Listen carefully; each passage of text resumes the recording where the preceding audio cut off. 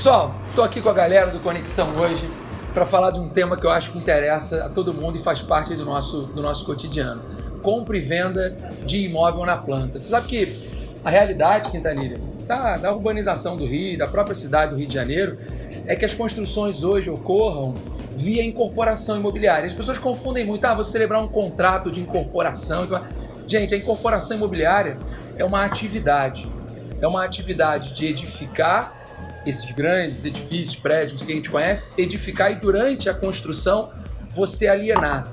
Mas é importante que a gente está alienando uma coisa que não existe ainda, uma coisa futura, e o Código Civil permite isso no artigo 483.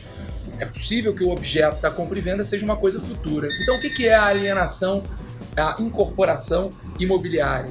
É você edificar e durante a edificação alienar fração ideal de unidades imobiliárias futuras, uma coisa que não existe ainda. E é a dinâmica das compras e vendas hoje na cidade é essa, incorporar através dessa atividade super rica, né, enfim, de incorporação imobiliária. E as pessoas vão comprando essas frações ideais de unidades imobiliárias futuras através da promessa de compra e venda. Acho que dificilmente, tirando o nosso Quintanilha aqui, ninguém tem dinheiro para pagar à vista. Dá licença! Dá licença! Dá licença! Dá licença! Dá licença! Né, um imóvel. Então, eu acho que as pessoas celebram uma promessa de compra e venda para poder ir pagando aos poucos. E o bacana da atividade de incorporação é que esses valores pagos pelos promitentes compradores são os valores que vão financiando a própria construção da edificação. E junto a isso, né, o banco ele tem créditos a receber de todos esses promitentes compradores. Quer dizer, a empresa que está fazendo, a incorporadora, ela tem créditos a receber de todos esses promitentes compradores. Então ela cede esses créditos para o banco, esse banco emite letras de câmbio imobiliárias, joga no mercado para poder também fazer caixa e com isso a atividade de incorporação ganha fôlego para construir. E com relação a isso, eu acho uma questão bem interessante da gente discutir, uma dúvida que muitos devem ter, é se por acaso no decorrer de um processo de financiamento como esse, que é longo, né? Enfim, muitos meses, 60 meses, né? 120 meses, a pessoa sofre algum revés, é demitida, isso aí, tem algum problema lá financeiro grave e não consegue anuir lá com as prestações mensais. Como é que a legislação cuida disso aí? É importante a pergunta, assim, porque é o que acontece, o dia a dia, a gente vive num país de economia muito instável e às vezes você vai lá, o cara que está comprando essa fração ideal de unidade imobiliária futura, ele também faz um financiamento. Ele normalmente celebra um contrato de alienação fiduciária, em que ele transfere esse direito que a promessa de compra e venda lhe dá, que é um direito à aquisição do bem, para o banco, e o banco ali faz o financiamento dessa unidade futura. E muitas vezes os financiamentos são aí de 30 até 35 anos, e a sua vida muda muito nesse período.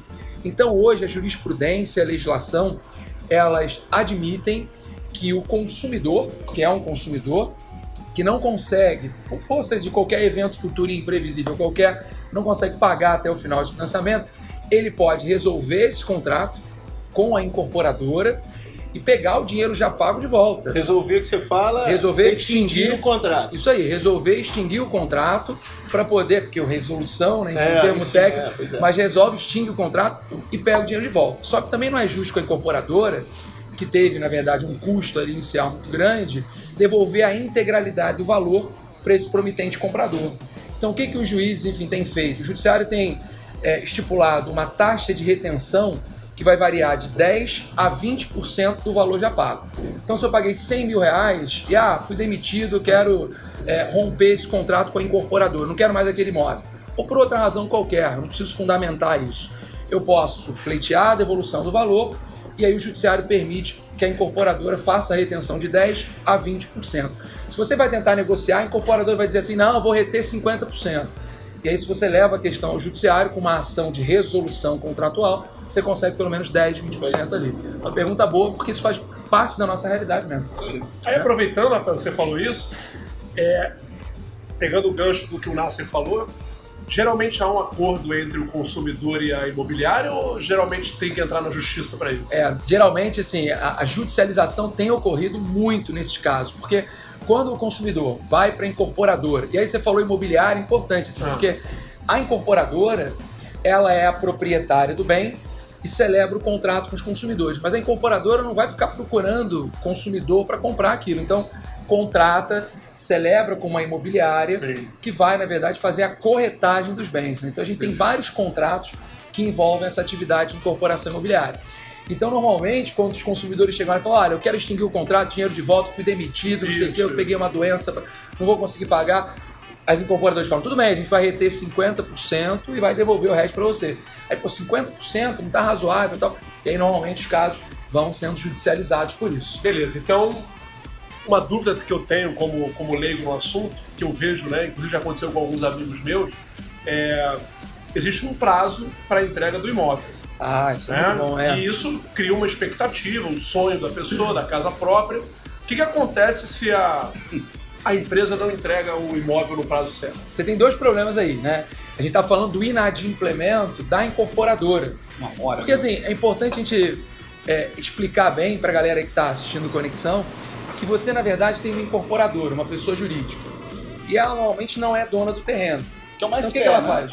É uma SPE. Mas explica, pessoal, o que é SPE. Uma SPE é uma sociedade de propósito específico, Isso, muito bem. para gerir essa incorporação. Isso aí. Aprendendo, hein, Tô cara? aprendendo, hein? Quem diria? O Gladstone sempre sabe. Come on!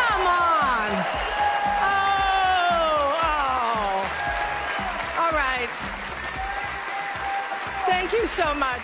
Só uma curiosidade, a SPE é uma exigência legal, né? Depois da quebra da Encol, o famoso caso de quebra da Encol, que a pessoa comprou o imóvel e ninguém recebeu, porque a Encol era uma empresa única que fazia várias incorporações ao mesmo tempo. Isso aí. E aí não tinha como entregar. Isso aí. Quebrou, vários mutuários ficaram sem o imóvel, sem o dinheiro, e a legislação foi alterada para obrigar que cada construção tenha uma sociedade de propósito específico para a obra. E aí, se quebrar, não vai afetar as outras obras em curso. Mas sabe que era até desnecessário estar explicando o que é SPE, porque tá aqui na tela, aqui, ó. Sociedade de propósito específico. Tecnologia, pô. Que engraçado, tanto que a lei mais importante que fala do sistema financeiro imobiliário, ela veio em razão da quebra da Encol, que é a Lei 10.931 de 2004.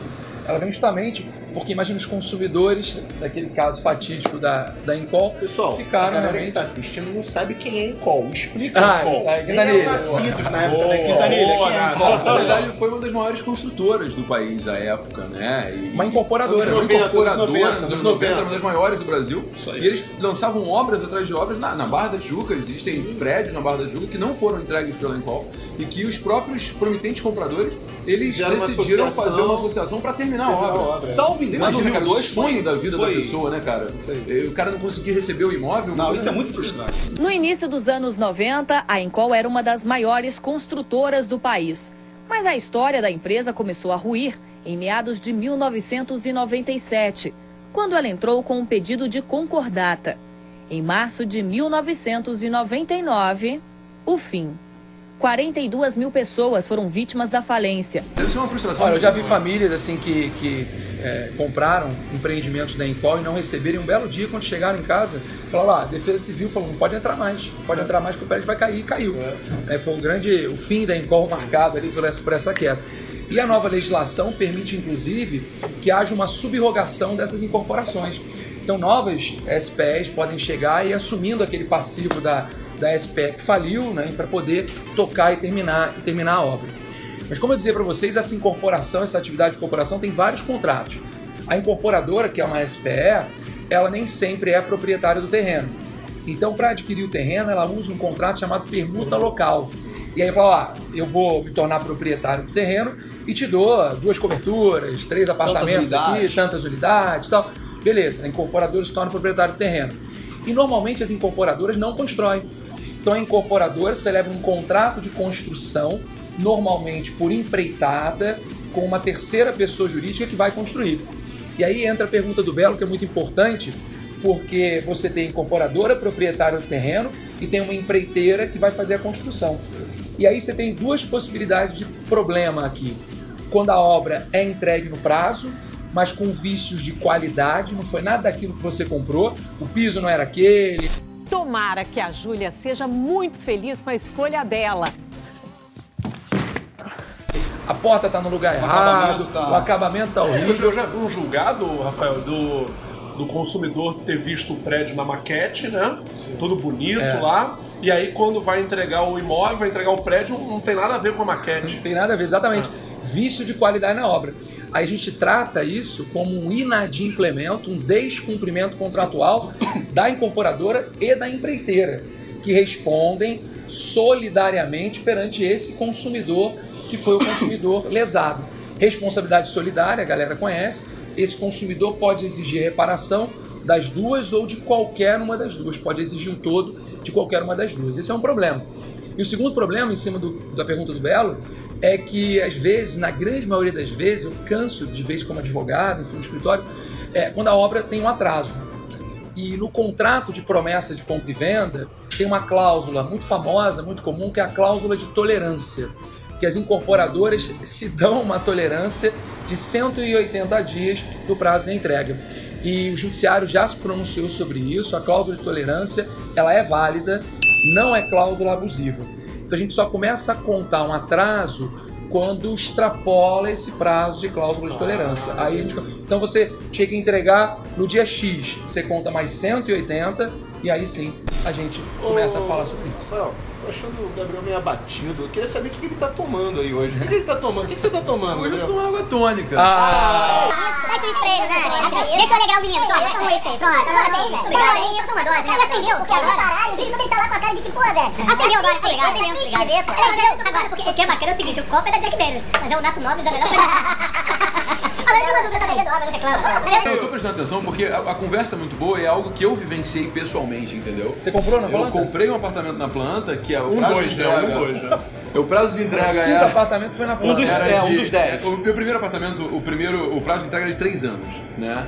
E foi muito interessante porque o atraso foi de 2 anos. Nossa! Ou seja, já era um prazo longo para entrega, atrasou mais 2 anos. 5 anos, então. Foram 5 anos para entrega do apartamento. Aí tem que pagar multa. E veio com vício de qualidade. Entendeu? Então, assim, é uma situação muito emblemática do que você está falando, porque eu tô aqui, eu tô lembrando de tudo que eu passei. É por isso que ele tá calado. E eu lembro que tá o judiciário, ele não entrega uma prestação jurisdicional, na minha opinião, decente, porque a indenização por danos morais é de R$10 mil. É isso aí. Ou seja, e o pior, ele não entende que há dano material, porque muitos dos casos é o direito à moradia, tal, não sei o quê. Eu até consegui dano material porque eu vivia de aluguel.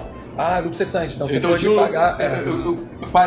Paguei o aluguel, na verdade, é dano emergente. Dano emergente, né? Eu paguei um aluguel naquele período que eu poderia estar morando no imóvel. É porque eu já tive cliente que comprou em incorporação uma clínica. Para ele era médico. Então ele ganhou não só o dano emergente, como o lucro cessante também, no seu caso, realmente. Mas o dano moral é muito pequeno, né? Muito pequeno. Eu tenho 2 dúvidas rápidas, e minhas são rápidas mesmo. Uma delas é em relação à lei de posturas. Verdade. Né? Porque a gente sabe que essas incorporações, o loteamento tem que ser aprovado pela Secretaria de Urbanismo, sim. Aí passa por toda uma legislação de posturas e tal. Na lei de posturas tem, por exemplo, essas construções, tô falando aqui da cidade do Rio de Janeiro, tá? Aqui na cidade do Rio de Janeiro, a legislação aqui de posturas determina que em empreendimentos com mais de 500 unidades, é obrigatório você determinar uma área para a construção de escola. E é possível que, ao invés de você dar o terreno para a escola, você paga isso para a prefeitura. É possível. Aí, o que as incorporadoras fazem? Elas embutem esse valor da taxa de escola para cima do adquirente. Isso é legal? Na verdade não, você não pode transferir custos, né, obrigações que são da incorporadora para o adquirente. É prática abusiva, o Código de Defesa do Consumidor proíbe. Entendi. Inclusive nesse negócio de repasse de custo, é só para deixar claro também que tem uma lei específica que fala da incorporação, que é a Lei 4591 de 64. Aliás, a data da lei é simbólica, porque é quando as grandes incorporações começaram no Rio de Janeiro, processo de urbanização e tudo mais. Regime militar, principalmente quando a migração de pessoas do campo para a cidade, né, o regime militar foi responsável por isso. Agora, eu é que tenho muita dúvida, e a questão tributária é uma questão muito sensível na incorporação imobiliária. Por 2 pontos. Primeiro, o momento de incidência do ITBI, se é quando você celebra a promessa de compra e venda ou quando você celebra a escritura definitiva de compra e venda. E também uma coisa que é uma dúvida, acho que minha e de todo mundo, esse papo de ganho de capital, hein, Quintanilha? Ganho de capital. Você compra um imóvel, depois quando você vai revender esse imóvel, se você tem um valor maior nessa revenda, tem um imposto que entra aí nessa diferença. Explica esse negócio aí, porque brincadeira, hein, cara? Mais imposto, hein? Mais imposto. Na verdade, existe uma questão com relação ao ITBI que é muito interessante, né? A legislação municipal que vai determinar o aumento de incidência do ITBI. A priori, o fato gerador do ITBI, lá no artigo 35 do CTN, é efetivamente a cessão de direitos sobre bens imóveis. Então, se você tem uma cessão onerosa de direitos sobre bens imóveis, então é na promessa. Aí que está o ponto. Se a legislação municipal estiver prevendo que na promessa incide, vai incidir. Agora, caso contrário, não é o que acontece. Porque, na prática, o município não tem nenhum interesse em fazer cobrar na promessa. Entendi. Por quê? Porque na promessa o valor é menor do que normalmente no momento da entrega. Porque vai ser menor. Do imóvel na planta. Sim, sim, sim. Né? Porque na promessa, o imóvel, sei lá, uma construção de 2 anos, 24, 36 meses, na promessa o imóvel está valendo X valor, 1 milhão, na data da entrega com a valorização imobiliária já vale 2 milhões. Entendi. Então a prefeitura ela tem nesse gap uma perda muito grande se ela permitir o pagamento na promessa. E ela não pode pagar um percentual da promessa, depois um percentual final? É possível, é possível. Isso, é possível. Né? Inclusive, eu, por exemplo, trabalhei no município, né? E na época que eu estava lá na fazenda, a gente tinha 3 ITBIs diferentes.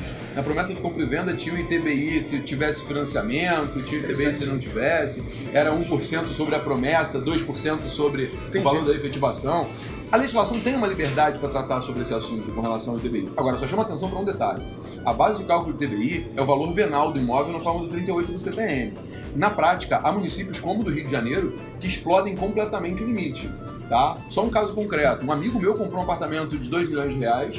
A prefeitura avaliou em 6 milhões de reais. Normal. E a gente teve que impugnar o ITBI para poder reduzir. Porque há jurisprudência na STJ no sentido de que o que se busca é o valor da operação.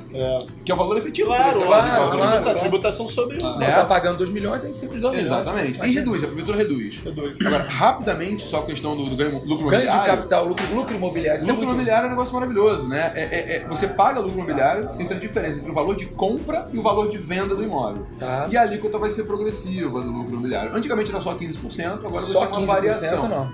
Só porque você paga 27,5% de imposto de renda, né, cara? Pela sua renda, de modo geral. 15%. E tem um problema, né, cara? Porque assim, você não é no imposto, não é na declaração de ajuste que você paga. As pessoas não sabem disso. Quando você vende o imóvel, você tem 30 dias para baixar o sistema do ganho de capital, apurar e pagar. Então assim, se eu compro um imóvel hoje de 500 mil reais e daqui a um ano eu vou vender por 800 mil, eu pago 15% de 300 mil? 300 mil, exatamente.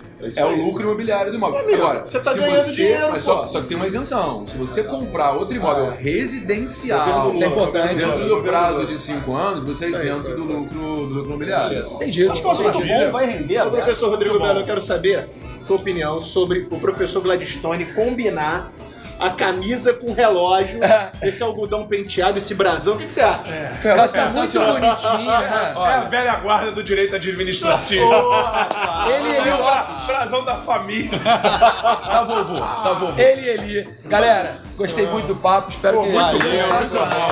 Valeu, você de casa aí, espero que tenha esclarecido, gostado. Grande abraço e até o próximo Conexão 23. Valeu, galera.